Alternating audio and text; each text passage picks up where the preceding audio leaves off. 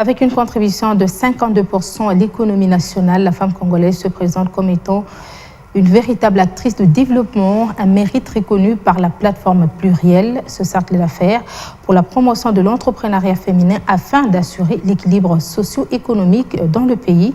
Chapeautée par la première dame de la République plurielle, rencontre aussi bien la vision de la Fondation Denis Nekero Tshisekedi sur l'émancipation et l'autonomisation de la femme congolaise.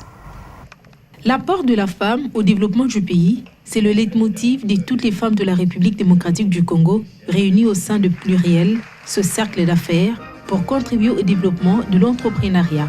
Chapeautée par la première dame de la République démocratique du Congo, cette initiative cadre bien avec la vision de la Fondation DNT sur l'autonomisation et l'émancipation de la femme congolaise à travers la promotion de l'entrepreneuriat à partir de la base. Selon les statistiques, 58% de la population congolaise est constituée de femmes, dont la plupart vivent dans les milieux ruraux avec un apport très considérable dans l'économie nationale. Nathalie Luamba, directrice adjointe de la première dame, revient sur les opportunités que présente cette nouvelle année. 2022 soit une nouvelle opportunité pour la femme congolaise de pouvoir s'épanouir davantage afin de se rendre encore beaucoup plus utile dans le développement de notre beau et grand pays, la République démocratique du Congo.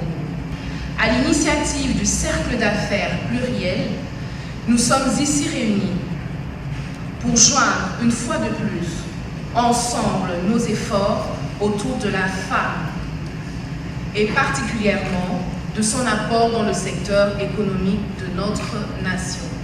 Une option qui démontre le développement de la femme par la femme à travers l'appui et des actions concrètes pour briser les barrières au niveau de la mentalité et instaurer l'équilibre social dans le monde des affaires. J'ai exhorté que le complexe de supériorité et le complexe d'infériorité n'existent plus entre monsieur et madame, qu'il n'y ait que le complexe de complémentarité pour que le mari, dans l'entrepreneuriat féminin, puisse comprendre que non seulement la femme veut avoir confiance en elle et se développer, mais aussi aider dans la famille par rapport à ce qu'elle peut recevoir de son entrepreneuriat.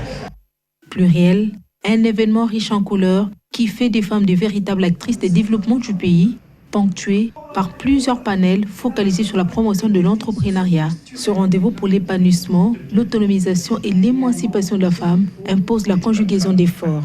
Nous sommes un cercle d'affaires en appui au développement de l'entrepreneuriat féminin en RDC. Cet appui, ce sont des actions concrètes dans tous les domaines, c'est-à-dire aussi bien l'appui financier, l'appui sur un plan commercial, l'appui sur un plan de développement des compétences, puisqu'elles sont déjà, ces femmes, dotées des compétences naturelles par Dieu.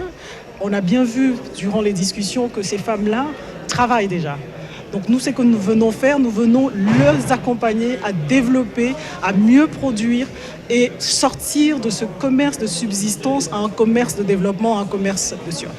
Avec la première dame comme marraine de l'événement, cette rencontre qui a réuni les femmes toutes tendances confondues a permis de rendre hommage à cette pièce maîtresse de la société congolaise qui contribue de 52% à l'économie nationale.